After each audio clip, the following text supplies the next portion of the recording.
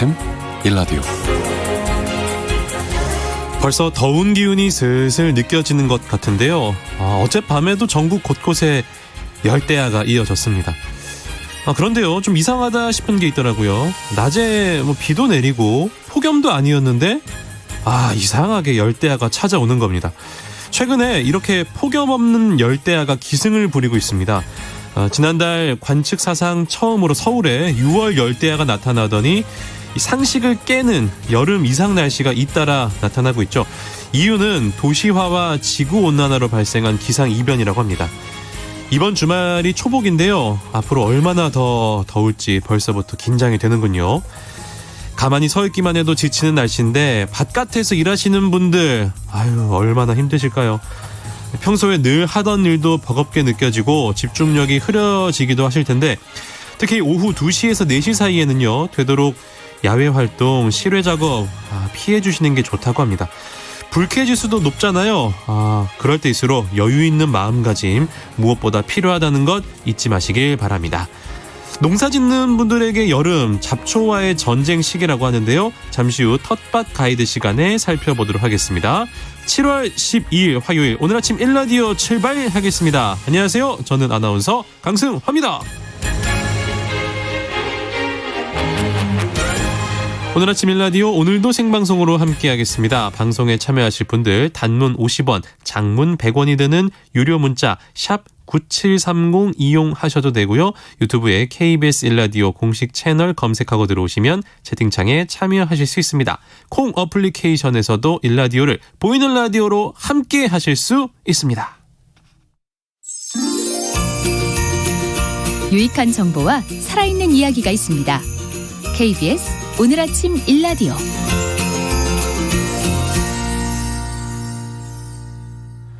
농수산 뉴스로 이어가겠습니다. 한국농어민신문 이진우 기자 연결합니다. 안녕하세요. 네, 안녕하십니까.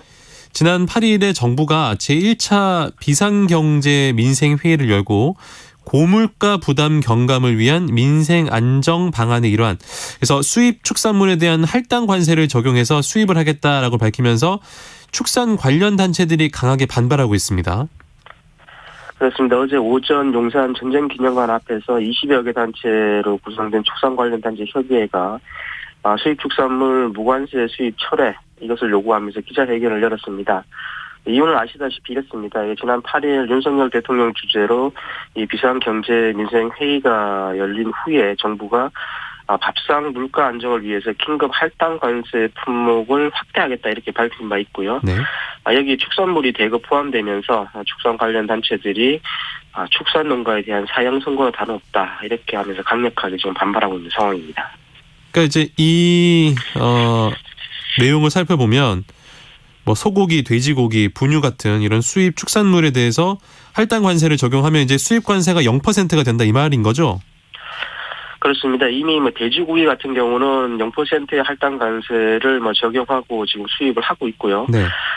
이번 조치에 따라서 물량이 10,000톤에서 30,000톤으로 좀 늘어나게 됩니다. 분유도 기존에 1,600여 톤 정도에서 1만 톤으로 이제 늘어나는데요. 여기에 대해서 여기에 더해가지고 이번에 이제 소고기 이제 할당 관세 대상으로 적용 포함이 되면서 네.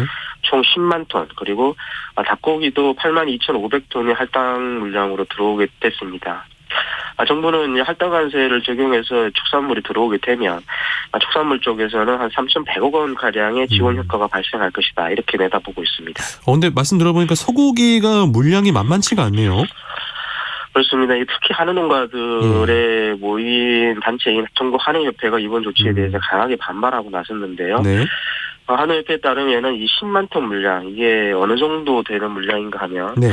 마리당 정육으로 계산을 할 경우는 내장하고 머리, 뼈 이런 거 다 발라내고 난 다음에 네. 남는 고기를 말하는 겁니다.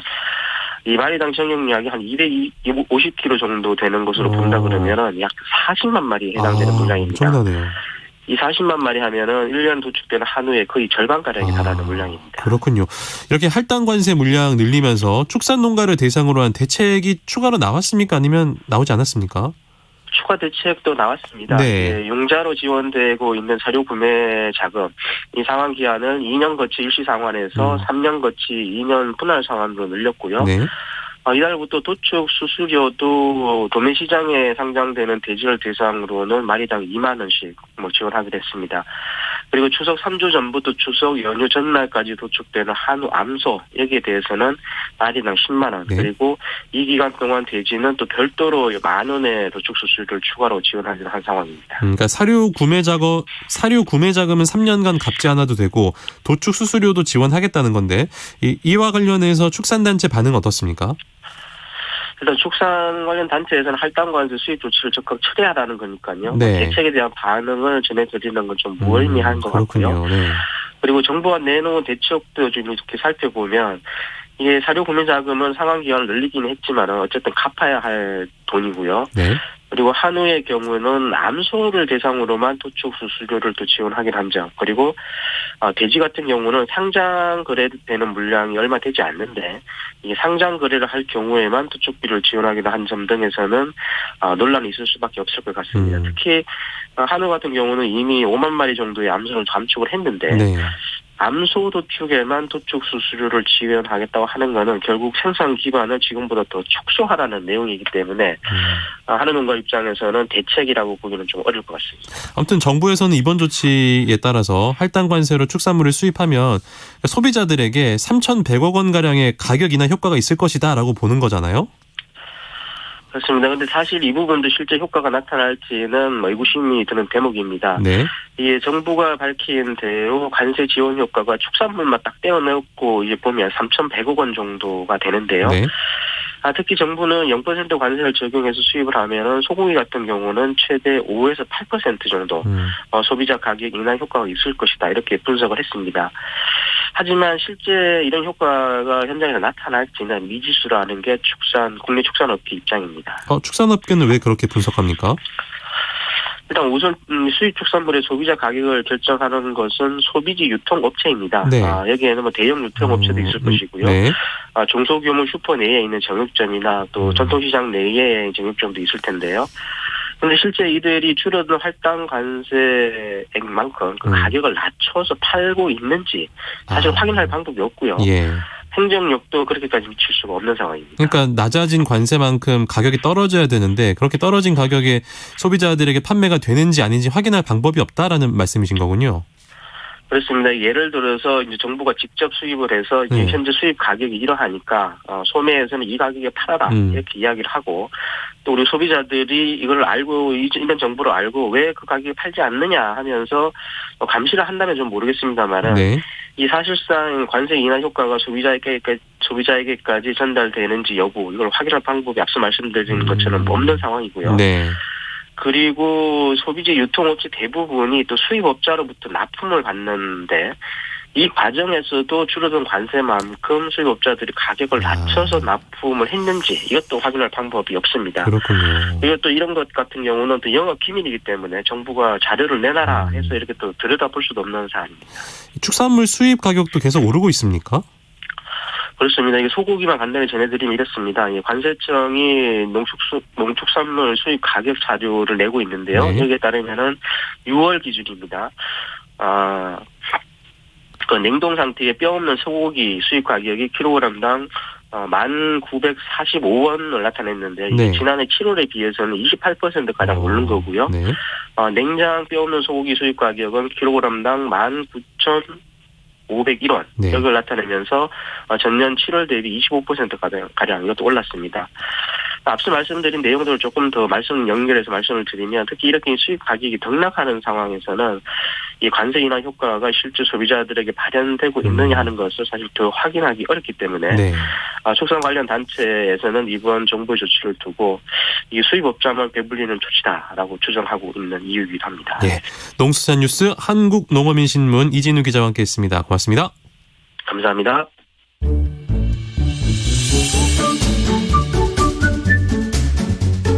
아침을 여는 기분 좋은 습관 KBS 오늘 아침 1라디오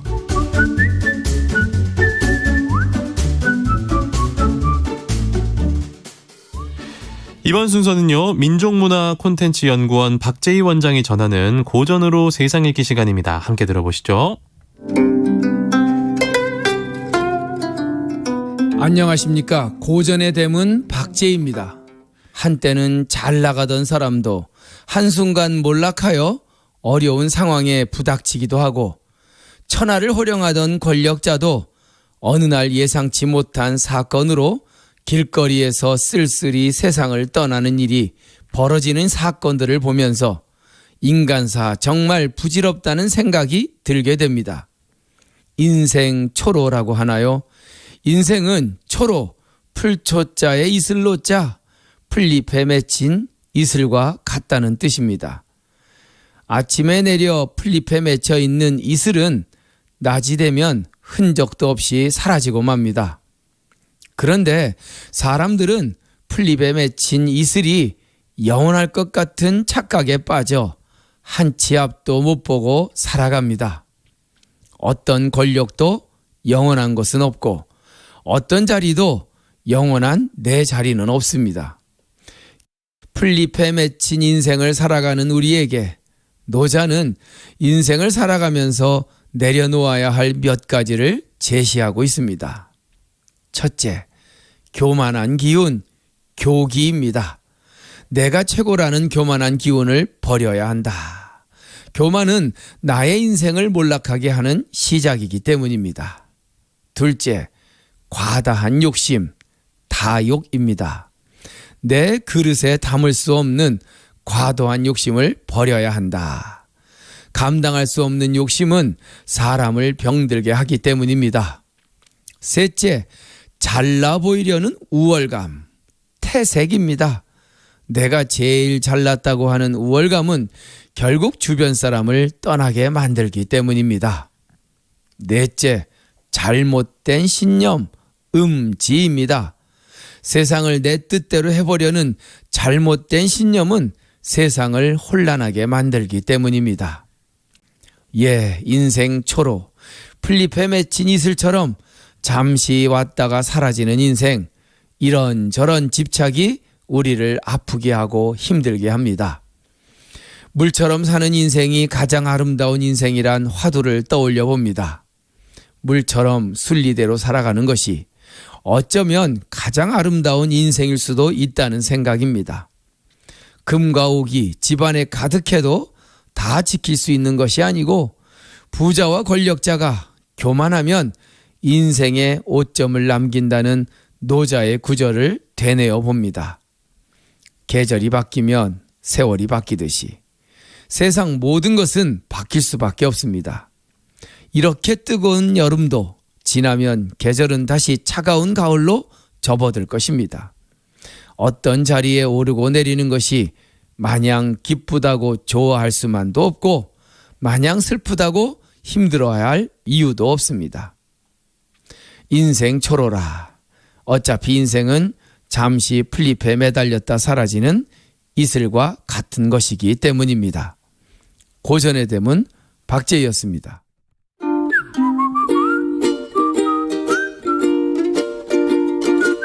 오늘 아침 일라디오 강승화 아나운서의 진행으로 듣고 계십니다.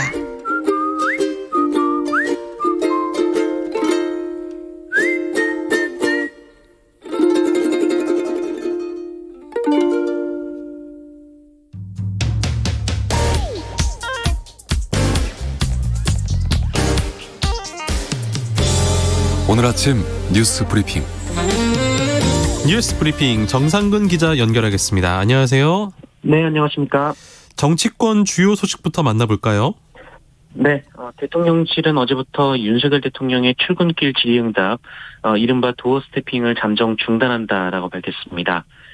이유는 코로나19 때문인데요. 네. 이 대통령실은 현재 대통령실 건물에 확진자 발생이 이어지고 있다면서 경호처에서 도어 스태핑 중단을 강력 권고했다라고 밝혔고요. 이에 따라 대변인 브리핑도 비대면으로 주로 하겠다라고 밝혔습니다. 그런데 일각에서는 이 지지율 하락에 따른 언론 접촉을 줄이려는 것 아니냐라는 주장도 나왔는데요. 네. 대통령실은 윤석열 대통령의 도어 스태핑에 대한 애정은 참모진들보다 훨씬 강하다라고 일축했습니다. 그리고 관련 뉴스가 있는데요. 네. 윤석열 대통령은 김주현 금융위원장의 임명을 제거하고 임명장을 수여했습니다. 국회가 열리지 않으면서 인사청문회도 열리지 않았는데요. 이로써 윤석열 정부 들어 국회 청문회 없이 임명된 장관급 인사는 4명으로 늘었습니다. 그리고 법원은 이 김건희 여사의 논문 연구 부정 의혹 조사를 하지 않기로 결정한 국민대에 관련 결정이 난 회의의 회의록을 공개할 것을 명령했습니다. 네. 그리고 국민의힘은 이준석 대표의 징계에 따른 당내 혼란을 정리하고 이 권성동 원내대표의 직무대행 체제로 당을 운영하기로 했습니다. 다만 당 내부는 이준석 대표의 징계를 그대로 받아들이는 분위기입니다. 이 검찰총장 임명 작업도 시작이 됐습니까? 네, 윤석열 정부의 첫 검찰총장 임명 절차가 전임 총장 퇴임 후 2달 만에 본격적으로 시작이 됐습니다. 이 법무부는 어제 검찰총장 후보 추천위원회 구성을 마치고 어제부터 오는 19일까지 이 국민들을 대상으로 검찰총장 제청 대상자로 적합한 인물을 청구받는다라고 밝혔습니다. 한편 윤석열 정부 첫 경찰청장에 지명된 윤희근 후보자는 행정안전부의 경찰국 신설 등에 반대하는 일선 경찰관들을 향해서 염려하는 부분은 잘 알지만 이 과한 집단 행동은 국민의 공감을 받기 어렵다라는 입장을 밝혔습니다. 네. 하지만 일선 현장에서는 반발이 쉽게 수그러들지 않는 분위기인데요. 일선 경찰들이 윤희근 후보자 글에 반발성으로 댓글을 달았다가 지우는 행위가 릴레이처럼 이어졌습니다. 일본에서는 자민당이 선거에서 압승을 거뒀습니다. 네, 일본의 아베 신조 전 총리가 갑작스럽게 숨진 뒤 한동안 일본 사회는 크게 출렁일 것으로 보입니다. 그리고 이는 일본과 뗄래야 뗄 수 없는 한국에도 여파가 미칠 것으로 보이는데요. 네. 아베 전 총리 사후 치러진 이 참의원 선거에서 일본의 보수여당 자민당이 압승을 거뒀습니다. 일본의 상원에 해당하는 참의원 선거에서 125석을 새로 뽑았는데 집권 자민당이 63석, 열린여당인 공명당이 13석, 이렇게 합쳐서 76석을 얻었습니다. 참여원 의석이 모두 248석으로 두 여당은 기존의 의석과 합쳐서 모두 146석을 확보했는데요. 넉넉하게 과반 의석을 유지할 수 있게 됐습니다. 네. 자민당과 공명당, 일본 유신회, 국민민주당까지 합하면 모두 177석으로 이 개헌의 긍정적인 세력이 전체 의석의 3분의 2 넘게 확보가 됐고요. 네. 이 보수정당이 개헌을 발의할 수 있는 의석수를 확보하면서 앞으로 이 개헌 추진은 탄력이 붙을 것으로 보입니다. 이 일본의 개헌이라는 것이 그 2차 세계대전 이후 제정된 평화헌법을 바꾸겠다라는 것으로 네. 전쟁을 할 수 없는 국가에서 할 수 있는 국가로의 변화를 꾀하고 있는 상황입니다. 그렇군요. 그 코로나19 확진자 수가 계속 늘고 있어요. 어떻습니까? 네, 어제 코로나19 신규 확진자 수는 12,693명이었습니다. 이 주말 검사 건수 감소 영향으로 전날보다는 7천여 명 정도 줄었습니다만 지난주에 2배에 이르고요. 네. 또 2주 전과 비교하면 3.7배에 이릅니다. 이 더블링 현상이 본격화된 상황인데요. 네. 오늘은 주말 검사 건수 감소 영향이 사라지면서 3만 명 이상의 확진자가 나올 것으로 예상이 되고 있습니다. 유행이 확산되면서 위중증 환자와 사망자 수도 함께 늘고 있는데요. 위중증 환자 수는 72명으로 21일 만에 70명대로 집계가 됐고요. 사망자도 그제 18명이나 나왔습니다. 이 전문가들 일각에서는 4차 접종 대상을 50대로 낮춰 확대해야 한다라는 의견도 나오고 있습니다. 고혈압과 당뇨, 기저질환자 비율이 높은 50대부터는 감염 시 중증으로 악화될 위험이 크다라는 판단에서입니다. 실제로 미국과 칠레, 호주 등의 4차 접종 대상 나이는 현재 우리나라보다 더 낮다라고 합니다. 한편 확진자 7일 격리 의무, 이 실내 마스크 적용 지침은 확산세가 거세진 만큼 그대로 유지될 가능성이 높고요. 이 거리두기도 강화하지 않을 가능성이 높다라고 합니다. 정확한 정부 지침은 내일 발표가 될 예정입니다. 네. 오늘부터 운전할 때요, 우회전 굉장히 조심해야 된다 이런 얘기가 있습니다. 어떤 내용입니까? 네, 말씀하신 대로 오늘부터는 운전하실 때 좀 반드시 신경 쓰셔야 할 것이 있습니다. 네. 교차로에서 우회전을 할 때 횡단보도가 있으면 네. 사람들이 다 건넜거나 이 주변에 건너려는 사람이 없을 때만 이 천천히 지나갈 수가 있게 됩니다. 만약 보행자가 횡단보도에 있는데 그냥 지나가거나 네. 보행자가 건너려고 서 있는 상황에서 멈추지 않고 지나가는 차량은 오늘부터는 모두 법 위반이 되는데요. 이에 따라 범칙금 6만 원 그리고 벌금 10점이 부과됩니다. 그래요? 네. 우회전을 할 수 있을 때는 이 사람들이 횡단보도를 다 건넜거나 건너려는 사람이 없을 경우에만 갈 수가 있고요. 네. 그리고 어린이 보호구역 내에 그 안전 조치도 강화돼서요. 신호등이 없는 횡단보도, 이 어린이 보호구역 내에 신호등이 없는 횡단보도의 경우 건너는 사람이 없으면 이 서행으로 지나갈 수 있었지만 네. 오늘부터는 무조건 차를 일시 정지해야 합니다. 아하. 경찰청은 오늘부터 한 달간 진행되는 계도 기간에도 이 법 위반 시에는 범칙금과 벌금이 부여된다면서 운전자들의 주의를 당부했습니다. 그러니까 쉽게 생각해서 횡단보도 보이면 무조건 멈추고 우회전할 때도 무조건 멈추고 서행하라 이 말인 거군요. 네네 그렇게 생각하실 것 같습니다. 알겠습니다. 그 고속도로를 달리던 차량에 난데없이 쇳덩이가 날라들었다. 이거 무슨 얘기입니까? 네, 그제 오전 벌어진 일인데요. 이 중부고속도로 경기도 이천시 구간에서 2차선을 달리던 화물차 쪽에서 날아든 쇳덩이가 아이고. 1차로를 달리고 있던 승용차 유리창에 부딪히는 정말 아찔한 사고가 벌어졌습니다. 네. 이 조수석 앞유리를 강타한 쇳덩이가 그대로 뒷유리까지 뚫고 나갔고요. 이 차량의 앞뒤 유리창은 산산조각이 났습니다. 네. 또 이 승용차 안에 사람이 많이 타고 있었는데요. 네, 운전자는 물론이고 이 조수석에 타고 있던 부인, 그리고 뒷좌석에 타고 있던 이 장모와 딸은 간발의 차로 이 쇳덩이를 피할 수가 있었습니다. 정말 이 난데없이 날아든 쇳덩이의 정체는 이 화물차용 판 스프링인데요. 네. 이 노면에서 가해지는 충격을 흡수하기 위해 차량 하부에 설치하는 완충 장치인데, 그런데 일부 화물차 기사들이 이 적재함의 물건을 더 싣기 위해서 지지대로 사용하다가 이걸 떨어뜨려서 사고를 내온 경우가 잇따르고 있습니다. 지난 2018년에는 이 중부고속도로에서 날아든 판스프링 때문에 운전자가 숨지는 일이 있었고요. 또 지난 5월에도 화물차가 밟은 판스프링 때문에 운전자가 다치는 사고가 발생을 했습니다. 경찰은 앞서가던 화물차가 판스프링을 떨어뜨린 건지 아니면 길에 떨어져 있던 걸 밟아서 튀어오르게 한 건지 조사 중에 있습니다. 그 SNS 관련해서 또 뉴스가 들어와 있는데 부모가 올린 SNS 사진인데 만약에 이제 이게 자녀가 원하지 않으면 그러니까 부모가 자녀의 사진 올렸을 때 자녀가 이 사진 싫어요 하면 지울 수 있게 된다고요? 네, 그렇게 법을 추진할 예정입니다. 이 소셜미디어에 자녀의 사진이나 영상 올리는 분들 많으실 텐데요. 네. 사실 한 조사에 따르면 응답자의 84%가 주기적으로 자녀의 사진을 소셜미디어에 올린다고 할 만큼 흔한 일이기도 합니다. 그렇죠. 그런데 한편에서는 이런 게시물들이 이 나중에 아이에게 상처가 되거나 자칫하면 범죄에 악용될 수도 있다. 이런 얘기도 있습니다. 이 타인 자녀의 사진을 마치 자신의 자녀인 양 SNS에 올리는 사람들도 있다라고 하고요. 또 마케팅이나 피싱 등의 아이의 사진이 이용되는 경우도 있다라고 합니다. 그래서 아이들이 직접 자신이 이런 개인 정보들을 지워달라고 요청할 수 있는 제도를 정부가 만들기로 했습니다. 2024년이 목표고요. 네.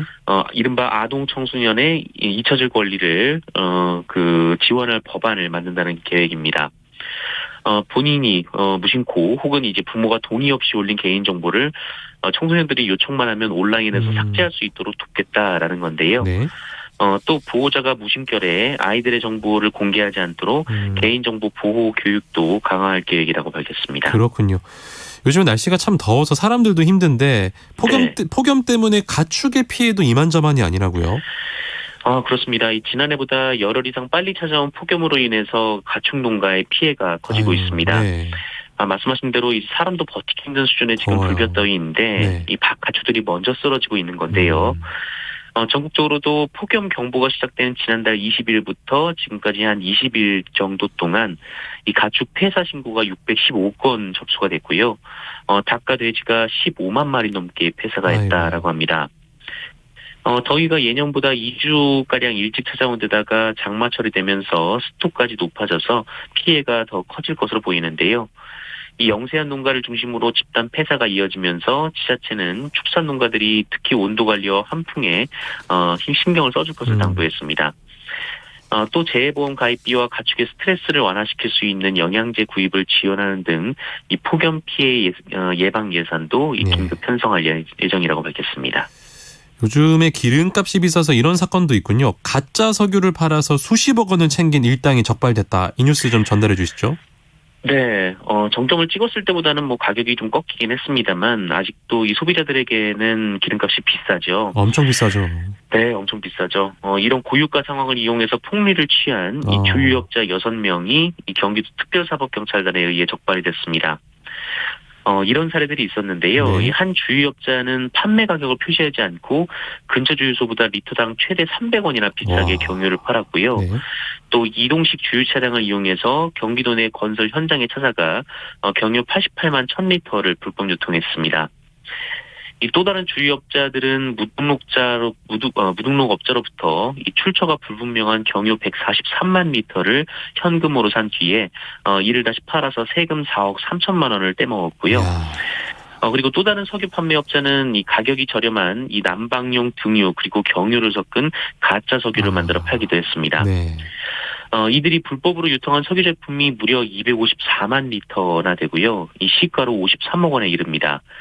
이 가짜 석유는 대기 오염을 일으키고 자동차에 치명적인 고장을 일으킬 수 있는데요. 이 관련법에 따라 가짜 석유를 만들거나 팔면 5년 이하의 징역, 2억 원 이하의 벌금에 처해집니다. 이에 특사경은 검거한 6명 중 1명을 검찰에 송치하고 나머지 5명은 형사 입건해서 수사 중에 있습니다. 우리나라 테니스의 미래로 불리는 14살 유망주가 주니어 윈블던 우승을 차지했다고요? 네, 올해 윈블던은 황제 조코비치 선수가 가져갔습니다만 올해부터 신설된 14세 이하 주니어 윈블던 대회 우승은 우리 선수가 차지했습니다. 네. 14살 조세혁 선수인데요. 강력한 포핸드와 백핸드 스트로크로 경기를 주도해왔고요. 어제 결승전 마지막 매치 포인트에서는 이 베이스라인에서 2걸음 앞으로 나와 이 공격적인 리턴을 성공시키며 우승을 확정지었습니다. 네. 이 대한민국 선수가 윈블던 잔디에서 처음으로 우승 트로피를 들어올린 순간인데요.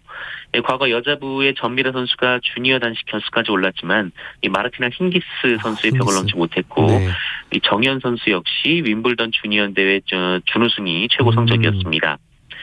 이 조세혁 선수의 부모님들이 모두 테니스 선수 출신이라고 하는데요. 특히 조세혁 선수가 공격적인 성향을 갖고 있어서 발전 가능성이 크다라는 평가를 받고 있습니다. 네, 조세혁 선수 축하합니다. 자, 정상근 기자와 함께했습니다. 오늘 말씀도 고맙습니다. 네, 고맙습니다.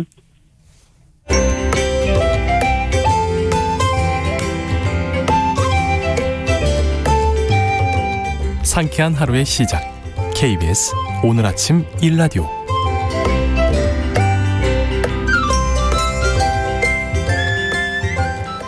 도시농부들의 텃밭 가이드, 오늘도 수원 씨앗도서관 박영재 관장과 함께하겠습니다. 안녕하세요. 네, 안녕하세요. 아유, 반갑습니다. 오늘도 텃밭과 관련해서 들으시면서 궁금한 점 있으시면요. 단문 50원, 장문 100원이 드는 유료 문자 샵 9730으로 지금 바로 문자 보내주시면 저희가 자세하게 답변해 드리겠습니다. 요즘에도 관장님 바쁘시죠? 네. 그래도 비가 예보되었는데 비가 안 오고 그래서 네. 다행히 좀 씨앗을 갈무리하는 일들을 열심히 하고 있습니다. 그나마 좀 다행인 일이었군요.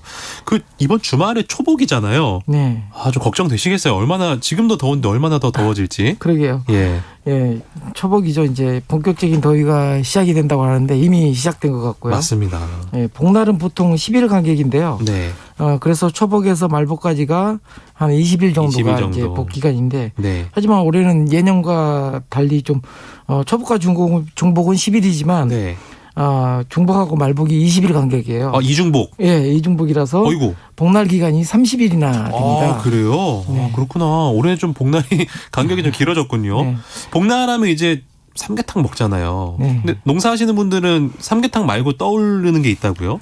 네, 복날은 보양식을 먹는 식으로 이렇게 알려져 있는데 네. 실은 농사에서는 풀을 잡아야 하는 가장 중요한 시기가 이때입니다.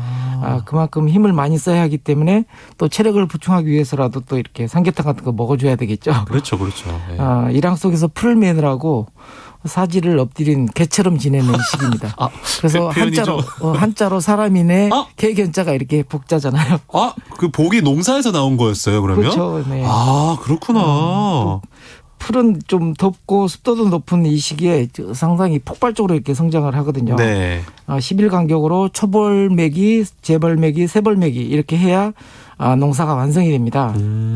더구나 이 시기에 이제 풀들이 풀씨를 맺기 시작하기 때문에 이때를 놓치면 풀씨까지 생산해서 이듬해 농사까지도 좀 힘들어집니다. 그렇군요. 이 복날의 복자가 사람 인자에 개 견자가 있어. 제가 항상 왜 개 견자가 여기 있지 궁금했는데 또 이 일하는 모습을 또 묘사한 걸 수도 있다는 관장님의 설명 감사합니다. 그 풀들이 진짜 빨리 자라잖아요. 네. 근데 이제 이게 막 귀찮기도 한데 반면에 또 풀에게 배울 것들이 많다고요? 네, 풀 속에서 배우는 것이 많습니다. 풀 중에서 쇠비름이라고 하는 것이 있는데요. 쇠비름. 네. 잎은 초록색이고 줄기는 붉은색, 네. 뿌리는 흰색, 꽃은 노란색, 아이고. 그리고 씨앗은 검정색이라서 오행초라고 오행초. 부르기도 합니다. 네. 요즘은 이제 항암이라든지 염증 질환에 좋은 약초로 대접을 받고 있기도 합니다. 네. 민간에서는 이제 각시풀이라고 해서 각시풀. 이 쇠비름에 뿌리를 쓰다듬으면서 노래를 불렀다고 합니다. 노래 갑니다. 신랑방에 불을 켜라. 각시방에 불을 켜라. 각시 코가 예쁘냐? 신랑 코가 예쁘냐? 뭐 하시는 거예요? 지금 노래를 부르셔야죠. 이렇게 노래를 부르다 보면 하얀 뿌리가 빨개져서 일제 이제 불 들어왔다 이렇게 외쳤다고 합니다. 아니 노래를 지금 소개해 주시면서 가사만 읽으시면 어찌됐건 이런 노래가 있다라는 말씀. 그러니까 뿌리를 쓰다듬으면 노래를 부르는 노래까지는 쇠비름. 자세하게 좀 설명을 좀 부탁드릴까요? 예, 이 쇠비름은 선인장과 같은 어떤 다육식물에 속합니다. 그래서 마른 날씨에도 죽지 않고 잘 자라고요. 네. 또 습도가 높으면 이렇게 또 폭풍 성장을 하기도 합니다. 다육식물이라 이산화탄소를 흡수하기 위해서 기공을 여는 시간이 낮이 아니라 밤 시간에 이루어집니다. 네. 이산화탄소를 흡수하고 산소를 배출하기 때문에 낮에 기공을 열면 수분을 빼앗기기 때문에 이렇게 진화한 거라고 얘기를 합니다. 네. 그래서 우리가 재배하는 작물과 좀 궁합이 잘 맞는다고 해요. 우리가 재배하는 작물은 낮에 이산화탄소 흡수하고 밤에는 뿌리를 통해서 산소를 호흡하는 일이 많기 때문에 열매 채소에 도움이 된다고 합니다. 그렇군요. 그러니까 쇠비름을 작물들과 함께 키우면 도움이 된다는 말씀이시고 또 다른 장점이 있습니까? 뿐만 아니라 쇠비름이 자라는 주변에는 잡초들이 잘 자라지 않습니다. 그래요? 다른 잡초들이죠. 그러니까. 다른 잡초들. 넓게 퍼져서 자라면서 다른 풀이 자리 잡지 못하도록 이렇게 햇볕을 가려주는 역할도 하고 타감 물질이라고 해서 알레로파시라고 하는데요. 이런 물질을 내서 다른 잡초들이 자라지 못하도록 합니다. 네. 그래서 이런 유익한 효과가 있어서 어른들은 고추밭에 쇠비름이 자라면 뽑아서 멀리 버리지 말고 그냥 이렇게 줍는 것도 아니고 이렇게 뽑아서 뒤집어 놓으라고 이렇게 합니다. 예. 뽑힌 뒤에도 금방 말라 죽지 않고 식물체에 남아있는 물과 양분으로 꽃을 피우고 씨앗을 떨군 다음에야 죽는 생명력이 아주 강한 잡초입니다. 쇠비름 여러 가지 장점이 많은 인간에게 유익한 그런 식물이었습니다. 또 유익한 영향을 주는 풀이 또 있을까요? 요즘처럼 비가 많이 오는 시기와 습한 지역에서 자라는 잡초가 있는데요. 네. 한련초라고 하는 잡초도 이름 있습니다. 예쁘네요. 한련초. 네. 논이나 개울가 또는 이제 물기가 많은 땅에서 자라는데요. 네. 이 줄기를 자르면 검은 수액이 이렇게 나와서 액기스나 차를 만들어 드시는 분이 많습니다. 빠진 머리가 다시 나오고 흰 머리가 검정색으로 바뀐다고 할 정도로 다양한 약효가 많다고 알려져서 각광을 받고 있습니다. 한련초요? 제가 코로나19 확진된 이후에 먹었었거든요. 탈모약. 네. 이 한련초를 몰랐네 이거. 한번 관심 가져보겠습니다. 더운 여름철에 이제 풀 뽑는 게 참 큰일이긴 한데 때에 따라서는 활용할 수 있는 것도 참 많을 것 같다는 생각이 듭니다. 네. 최근에는 잡초들도 이렇게 다양하게 그 효능이 알려지면서 그것을 활용하는 분들이 많습니다. 네. 하지만 이렇게 다양한 잡초들을 밭에서 볼 수가 없는 게 현실인데요. 그 이유는 지속적으로 이렇게 경운기로 경운 작업을 해서 밭을 갈아 뒤집기 때문입니다. 이러면 밭 잡초의 다양성이 떨어집니다. 강아지 풀과 발행이와 같은 어떤 상대적으로 이용도가 떨어지는 잡초들만 많아지게 되는 거죠. 그렇죠. 제 밭은 이제 다양한 잡초들이 자라는 데다가 또 농약과 같은 화학적인 방제를 하지 않기 때문에 특정하게 약효를 기대하면서 선생님 밭에 무슨 풀이 있어요? 이렇게 묻는 분들이 네. 많습니다. 농사를 짓는 농부에게는 힘든 극복의 대상이기도 하지만 네. 또 누군가에는 작물 이상의 대접을 받고 있으니까 함부로 잡초라고 부르기에 좀 미안한 감이 있습니다. 맞아요. 모든 거는 인간이 만든 기준에 의한 거지. 그 자체만으로 뭐 이렇게 귀하거나 귀하지 않거나 이런 게 없는 거잖아요. 네, 맞습니다. 잡초를 통해서 또 배우게 됩니다. 복날 앞두고 있는데 농사하시는 분들은 정말 힘든 시기. 뭐가 가장 바쁩니까? 예, 일하기 위해는 좀 호미로 세심하게 메워주고요. 또 고랑과 밭두고 낫을 들고 이렇게 뛰어다녀야 합니다. 바쁘시군요. 이 기간이 지나면 호미 씨시하는 날이 찾아옵니다. 호미 씨시요? 예, 올해는 이제 이중복이라 말복 전에 호미 씨시하는 날이 잡혀 있긴 하지만 네. 좀 호미 씨시하는 날도 있으니까 건강 챙기면서 네. 풀이하는 고마운 역할도 떠올리면서 즐겁게 풀 작업하셨으면 좋겠습니다. 항상 건강 잘 생각하시면서. 관장님이 노래를 왜 안 했냐라는 이런 이 항의가 지금 쏟아지고 있어서 저희 PD가 노래를 준비했습니다. 이 신랑 방에 불 켜라라는 구전 동요가 준비가 되어 있다고 하는데 청취자 질문 전에 함께 들어보겠습니다.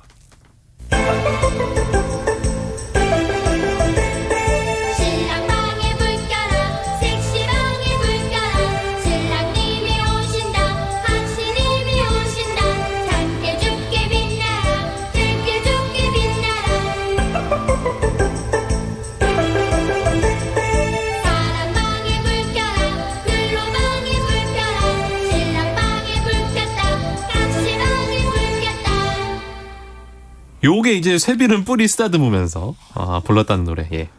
신랑방에 불 켜라. 감사합니다.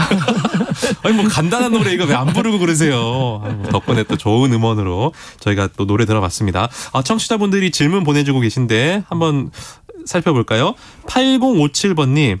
수박이 초기에는 잘 자라고 수박이 몇 개 달렸습니다. 그런데요, 며칠 전부터 꽃이 전혀 안 피고요. 잎 상태가 시들어가고 있습니다. 성장이 멈춘 것 같기도 하고요. 물도 계속 액비를 섞어서 줬습니다.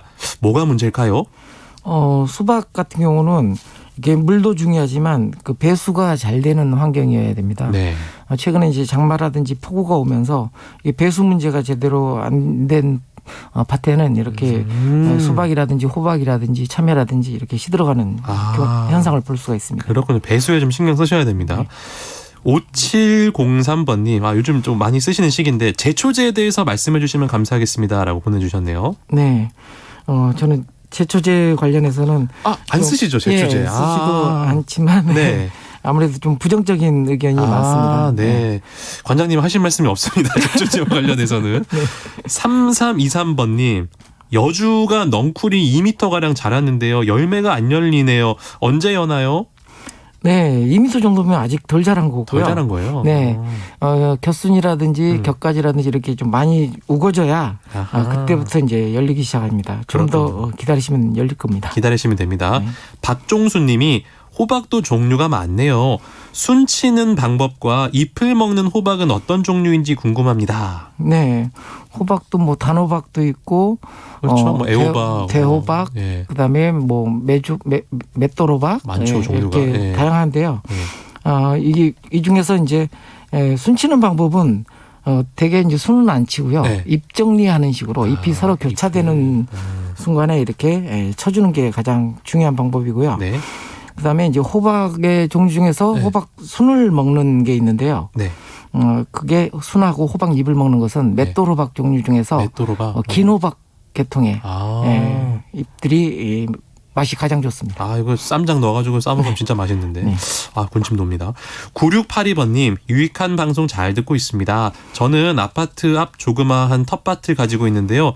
고추나무가 키만 크고 약한 것 같습니다. 퇴비는 많이 줬는데 옆 가지치기를 해야 할까요? 어떻게 해야 할지 궁금합니다. 네.